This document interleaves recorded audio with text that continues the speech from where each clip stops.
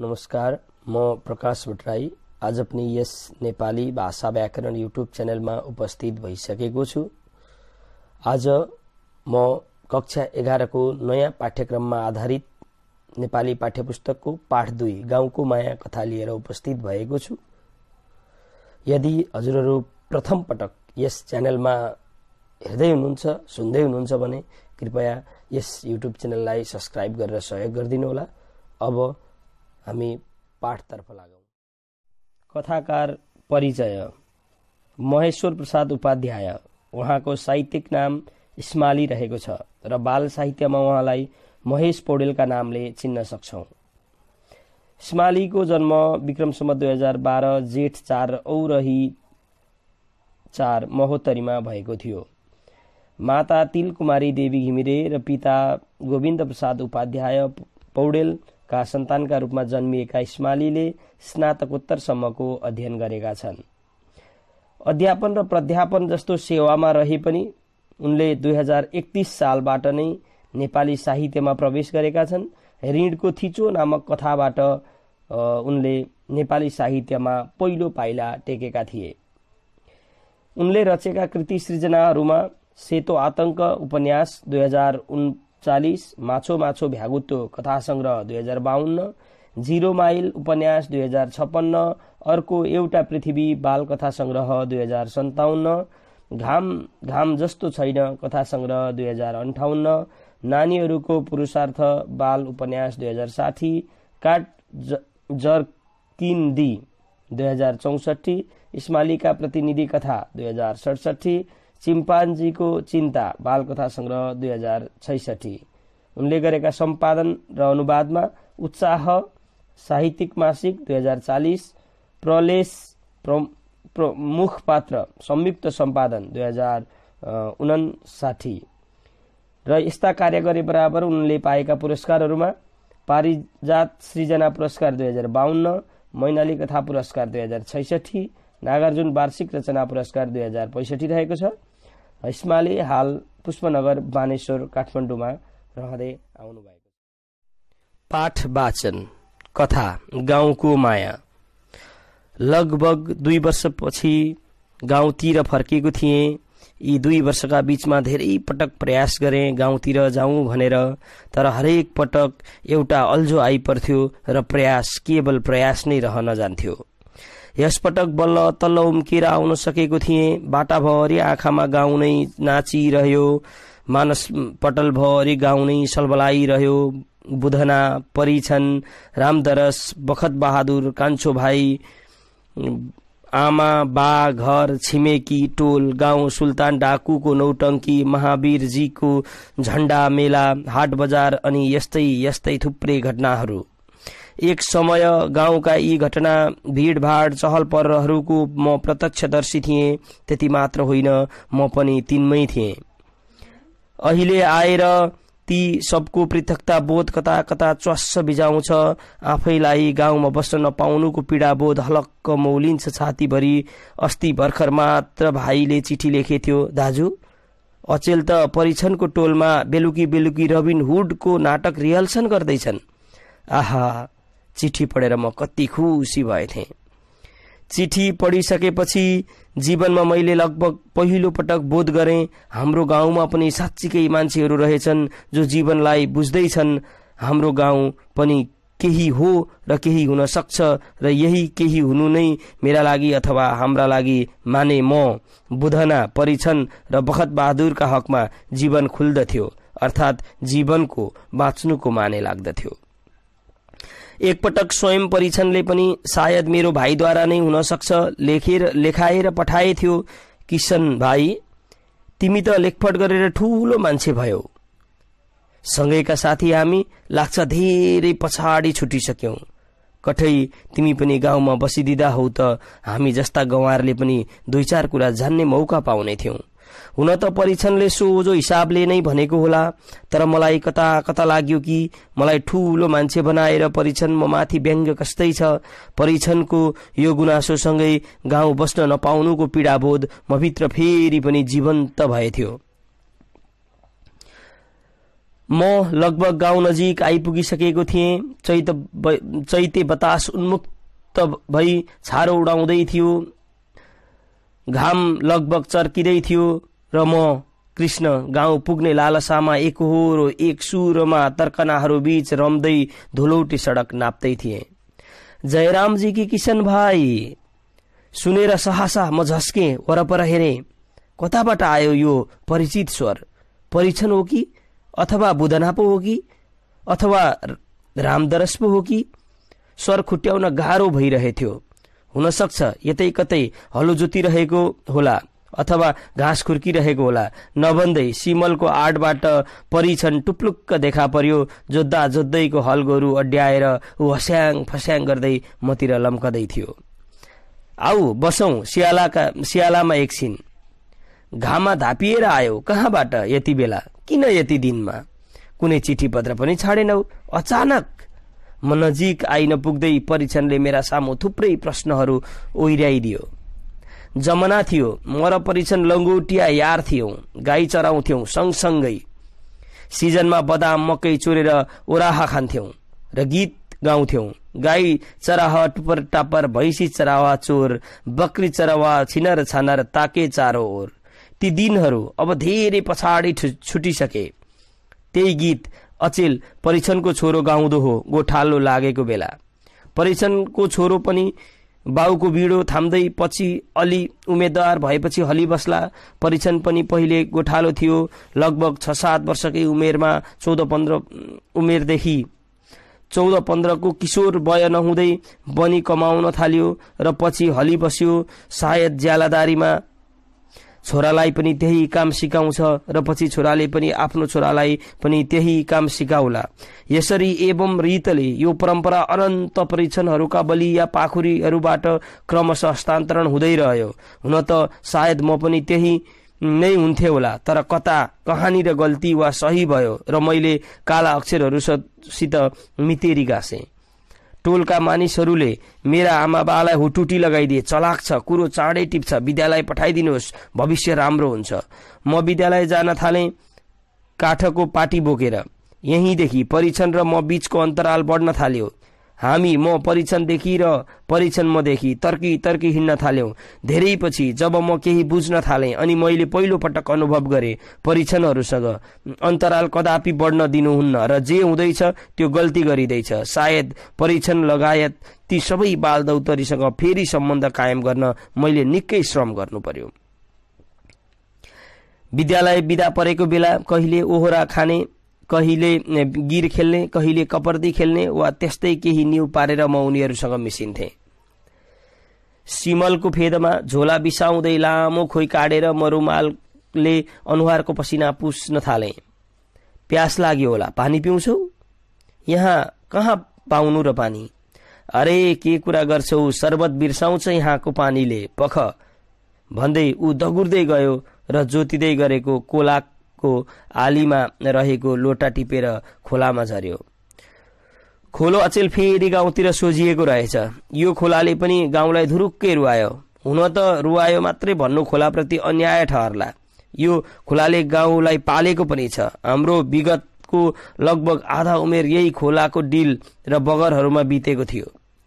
कहिले ओराह खाने निहुमा त कहिले गाई भैँसी चराउने निहुमा। खोलामा बाढी आएको बेला हामी गाईको पुच्छर समाएर बाढी तर्ने गर्थ्यौं, अथवा यस्तो बेलामा हामी खोलाको किनारमा बसेर बाढीको आनन्द लुट्थ्यौं। तर्न डराउने कोही मानिस आए भने हामी 3-4 जना एक अर्काको हात समाउँदै बाढीमा होलिन्थ्यौं र किनारमा पर्खिरहेको मानिसलाई तारिदिन्थ्यौं। र यस्तो काममा खास गरी परिछनकै विशेष रुचि थियो। यहीँनेर कुवा छ। गए सालको वर्षामा मूल फुटेको एकदम चिसो र मिठो पानी छ। ऊ पानी लिएर आइसकेको थियो। आजकल गाउँमा 3 पाटी भयो कृष्ण। पानी पिउँदै गर्दा लगभग उदास र आर्द्र उसको स्वर मेरो कानमा गुन्जियो। उसले जसरी अध्यारो मुख मुद्रा बिना भूमिका मलाई यो खबर सुनायो, सहसा मलाई लाग्यो गाउँमा सायद अब अंग्रेजहरूको रोग सर्दैछ, डिभाइड एन्ड रुल। परीक्षणहरू भाँचिँदैछन्। परीक्षणहरूको सकबगाउँदो चेतनासँगै गाउँका ठालुहरू नयाँ जुक्तिहरू सोच्दैछन् ताकि तमाम परीक्षण नै रहन्, अर्थात् कृतदासी रूप हलीगोठाला नै रहन् र मालिकहरूकै कृपा पात्र भएर रहन्, जुन एउटा परम्पराका रूपमा तिनका पुर्खाहरूले तिनका हातमा नासो छोडेर गएका थिए। यो तेस्रो पार्टी कहाँबाट आयो त? किशुन भाइ, यो 2-3 वर्षमा गाउँमा धेरै उथलपुथल भयो। गए साल रोपाईको बेलामा हामी 4 किलो बनीको कुरालाई लिएर हडताल गर्यौं। सुरुमा त सब राम्रै थियो, 3 दिनसम्म काम ठप्प भयो। हामीले फेकन र शनिचरलाई अगुवा बनाएका थियौं। पछि उनीहरूले धोखा दियो र धनीहरूसँग मिल्यो। 4 मन धान दिन्छु भनेको थियो रे र त्यही लोभमा हडताल बिचकाइदियो। पछि त्यही कुरालाई लिएर हामीले तिनीहरूलाई केरकार गर्यौं। झगडा फसाद भयो र हामीले उनीहरूलाई आफ्नो पार्टीबाट हटाइदियौं। पछि मालिकहरूले पनि 1 मन भन्दा बढी धान दिएन रे। त्यसपछि उनीहरू छुट्टै पार्टी बनाएर बसिया छन्। हडताल पनि बिचकाइहाल्यो, न बनी बढ्यो, उल्टै हाम्रो एकता टुट्यो। ऊ वरपर एक छरिएका सिमलका राता फूल जम्मा पार्दै थियो, सायद गोरुलाई खुवाउन। हुन त यो एक किसिमले राम्रै पनि भयो, एक किसिमले नराम्रो पनि भयो। यस्तो भइरहन्छ, तर हामीले हिम्मत हार्नु हुँदैन। कमसे कम अब हाम्रो पार्टीमा धोखेबाजहरू त रहेनन् कि? त्यही कुराको खुसी छ। हिम्मत त किन हारिन्थ्यो र? अरे 1 साल भएन त अर्को साल कहाँ जाला? जब उतर गए रण पे तो पीछे हट्नौ के हो? तर एउटा कुराको दुःख छ भाइ। यस्तो बेलामा किशुन भाइ, तिमी पनि गाउँमा हुँदा हौ त हामीलाई धेरै आड भरोसा मिल्थ्यो, बल मिल्थ्यो। आखिर हामी त मूर्ख र गंवार नै हौ। तिमी लेखपढ गरेको मान्छे, तिमी भन्या गाउँको अभिमान हौ, हाम्रो इज्जत हौ। तर तिमी पनि परदेशी भइदिँदा गाउँ मालिकहरूको एकलौटी रजाइमा पर्छ। यसपटक परीक्षणको कुरा सुनेर म मर्माहित भएँ। परीक्षण? यसो भनेर किन मलाई लज्जित पार्छौ? गाउँ तिमीहरूकै हो। तिमीहरूकै हँसिया, खुर्पी, कोदालो र पाखुरीको बलमा गाउँ बाँचेको छ। गाउँको इज्जत भनेको तिमीहरू नै हो। तिमीहरूकै आडमा गाउँ अभिमानी भएको छ। तिम्रो पाखुरीले यो खोलाको धारलाई त फर्काउँछ भने गाउँको इज्जत माथि नउठाउला त? किशुन भाइ, तिमीलाई कुरामा जित्न सकिँदैन। खैर जे होस्, यसपालि महावीरजीको झण्डाको मेलामा हामी नाटक खेल्छौं। गाउँको घटनाहरू राखेर एउटा खुब राम्रो नाटक लेखिदेऊ। अहिले भोकाएका पनि हौला, भरे फेरि भेटौला। यसपछि हामी छुट्यौं, भरे भेट्ने बाछामा। मेरो मानसपटल भरि परीक्षणको स्वर मडारिँदै थियो। गाउँका घटनाहरू राखेर एउटा खुब राम्रो नाटक लेखिदेऊ। नाटक लेख्न नजान्ने म यो धुनमा सोच्दै हिँडिरहेथे कि नाटक कसरी र कहाँबाट थालौं। गाउँमा टेक्न पनि नपाउँदै परीक्षणले ममाथि गहन जिम्मेदारी सुम्पिदिएको थियो। धेरै पर पुगिसक्दा पनि म उसकै स्वर सुन्दै थिएँ, गोला फुर्ती से चल बडाके। अब गाउँको माया कथाको केही महत्त्वपूर्ण अभ्यासहरूलाई हेरौं। अभ्यासमा व्याख्या गर्नुहोस् मा पहिले रहेको छ। अभ्यास नम्बर 7। हाम्रो गाउँमा पनि साँच्चीकै मान्छेहरू रहेछन् जो जीवनलाई बुझ्दैछन्।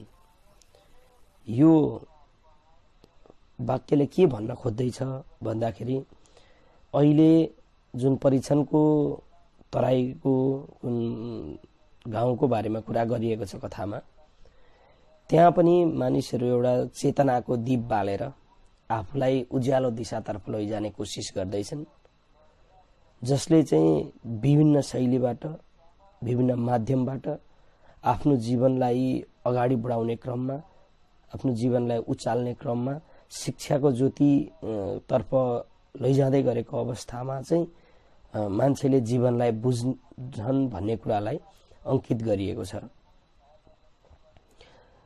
रबिन हुडको नाटकको प्रसंग सँगसँगै जीवनलाई बुझ्ने कुरा आएको हुनाले एउटा संसारमा चलिरहेको रीतहरू के कस्तो हुँदैछ र सोही क्रममा आफ्नो समाजलाई पनि सोही दिशातर्फ ढल्काउने कोसिस नै जीवनलाई बुझ्नु भन्ने अर्थमा यहाँ अगाडि प्रस्तुत गरिएको छ। र वास्तवमै अन्त्यमा पनि परीक्षणले अब चाहिँ धनीहरूको विद्रोहमा चाहिँ नाटकै माध्यममा भए पनि उनीहरूले गरेको जुन अपहेलना छ अथवा जुन तिरस्कार छ, जुन किसिमको भेदभाव छ, त्यसलाई चाहिँ नाटकै माध्यमबाट देखाएर भए पनि त्यसको विरोध जनाउने खालका कुराहरू रहेकोले चाहिँ त्यहाँका मान्छेहरूले पनि साँच्चै वास्तविक जीवनलाई बुझ्दैछन् भन्ने अर्थमा प्रस्तुत हुन सक्छ। दोस्रो व्याख्यामा छ, तिम्रो पाखुरीले खोलाको धारलाई त फर्काउन सक्छ भने गाउँको इज्जत माथि नउठाउला त। यो हरफले वास्तवमै श्रमिक, जसलाई मजदुर भन्छौं, ज्याला मजदुरीमा काम गर्ने मान्छे जुन हुन्छ, वास्तवमै सच्चा कर्मवीर भनेको ऊ नै हुन्छ। किनभने जति पनि विकासका आधारहरू छन्, जति पनि विकासका गतिहरू छन्, त्यसको तीव्रता भनेको मजदुरबाट नै सुरु हुन्छ र त्यसको उचाइ पनि मजदुरले नै दिने गर्छ। त्यसको प्रमुख स्रोत नै मजदुर हुने गर्छ। किनभने एउटा खोलामा आएको जुन किसिमको भत्केर बाँध आएको हुन्छ, त्यो बाँध भत्काएर जुन खोला छिरेको हुन्छ, त्यो खोलालाई त अर्को दिशातर्फ फर्काउने क्षमता राख्छ जब मजदुरको पाखुराले। भने एउटा सामान्य साँच्चै मजबुत भएर उठ्ने हो भने एउटा गाउँलाई विकासतर्फ नडोर्याउने भन्ने अर्थै नै रहँदैन भन्ने सन्दर्भमा चाहिँ यो कुरा आएको छ। र वास्तवमै ज्ञानको ज्योतितर्फ आफूलाई उकास्ने क्रममा रहेका श्रमिकहरूले नै वास्तवमा देशलाई, आफ्नो समाजलाई, राष्ट्रलाई एउटा हितमा विश्व समुदायसम्म पुर्याउन सक्ने अवस्था रहन्छ भन्ने कुरा यो व्याख्याले देखाउन खोजेको छ। 8 नम्बर, अभ्यास नम्बर 8मा के भनिएको छ, समीक्षात्मक उत्तर लेख्नुहोस्। गाउँको माया कथामा कस्तो समाजको चित्रण गरिएको छ? वास्तवमै गाउँको माया कथा नेपालको मध्य तराईमा अवस्थित एउटा समाजको चित्रण छ। यहाँ लेखकको जन्मस्थान महोत्तरी भएको हुनाले र यहाँ केही शब्दहरू र सन्दर्भहरू मैथिली भाषी सम्बन्धित रहिआएकोले यो चाहिँ मध्य तराई नै हो भन्न सकिन्छ। र यहाँनिर चाहिँ यो समाजमा चाहिँ एउटा धनी वर्गले गरिब वर्गलाई एकदम कम ज्यालादारीमा अथवा कमै पारिश्रमिक दिएर बढी भन्दा बढी काम खटाएको त्यो किसिमको अवस्थाको चित्रण गरिएको छ। जुन समाजमा शिक्षित मान्छे पलायन पनि भइरहेको अवस्था रहेको छ र समाजको बारेमा वास्तविक चिन्तन जोसँग छ, त्यो मान्छेले समाजमा चाहँदै पनि एकता कायम गर्न सकिरहेको छैन। यदि मजदुर वर्गहरूले केही काम गर्नको लागि एउटा समूह बनाए, एउटा ग्रुप बनाए भने पनि धनी वर्गहरूले, कुलीन वर्गहरूले चाहिँ त्यसलाई कसरी हुन्छ आफ्नो विरोध गर्छन् भन्ने कुरा बुझेर चाहिँ त्यसलाई भत्काउने, भाड्ने र अगाडि बढ्न नदिने अवस्थाको प्रस्तुत भएको छ। एन्ड त्यसै गरी डिभाइड एन्ड रुलको सन्दर्भ लिएर पनि जुन भारतमा इस्ट इन्डिया कम्पनीले एकीकृत हुन नदिएर आफूले शासन गर्ने जुन प्रक्रिया अगाडि बढाएको थियो, त्यो नै त्यस समाजमा मुख्य समस्याको रूपमा प्रस्तुत पनि गरिएको छ। गाउँको माया कथाका आधारमा दिएका पात्रको चरित्र चित्रण गर्नुहोस्। कृष्ण पात्र समाजको एकदमै शिक्षित पात्र हो। ऊ शिक्षा हासिल गर्नको लागि, उच्च शिक्षा हासिल गर्नको लागि सहर प्रवेश गरे पनि उनलाई वास्तवमै गाउँको मायाले आफ्नै गाउँ तानेको छ र ऊ समाजको हित गर्न चाहने, आफ्नो गाउँलाई विकास गर्न चाहने, आफ्नो ठाउँमा भएका हेपिएका अथवा एकदमै तल्लो रूपमा तल्लो दर्जामा रहेका अथवा हेपिएका मानिसहरूलाई सहयोग गर्न चाहने इमान्दार पात्र हो। ऊ कृष्ण यस कथाको नायकको रूपमा प्रस्तुत छ। ऊ एकदम मञ्चीय र मञ्चमा आबद्ध रहेर प्रस्तुत हुने पात्रको रूपमा पनि रहेको छ। परिछन पनि परिछन यस कथाको मुख्य पात्रकै रूपमा प्रस्तुत भएको छ। परिछन समाजका श्रमिक वर्गको प्रतिनिधि पात्रको रूपमा प्रस्तुत छ। परिछनले आफूले शिक्षा हासिल नगरे पनि उस समाजलाई असल बाटोतर्फ लैजानका लागि एकदम प्रयासरत अवस्थामा देखिन्छ। त्यसकारणले परिछनको विचार पनि एकदम उच्च कोटिको रहेको छ। ऊ शिक्षित मान्छेलाई सम्मान गर्छ र ढाँट छल जालझेल गर्ने मान्छेलाई घृणा गर्छ, जुन कुरो उसमा एउटा सकारात्मक चरित्रको प्रस्तुत हुन्छ ऊ भित्रबाट। त्यसै गरी ऊ श्रमिक भए पनि आफूलाई आफ्नो आत्मसम्मान भने गिराउन चाहँदैन र जसले अरूको भरमा अरूको हुटुटीमा लागेर अरूको लयमा लागेर जसले समाजलाई चाहिँ बिगार्ने कोसिस गर्छ उनीहरूसँग ऊ त्यस्तो सम्बन्ध पनि राख्न चाहँदैन। यसरी परिछन देशप्रेमी, समाजको प्रेमी, शिक्षा प्रेमी व्यक्तिको रूपमा कथामा प्रस्तुत भएको छ। अब गाउँको माया कथाको के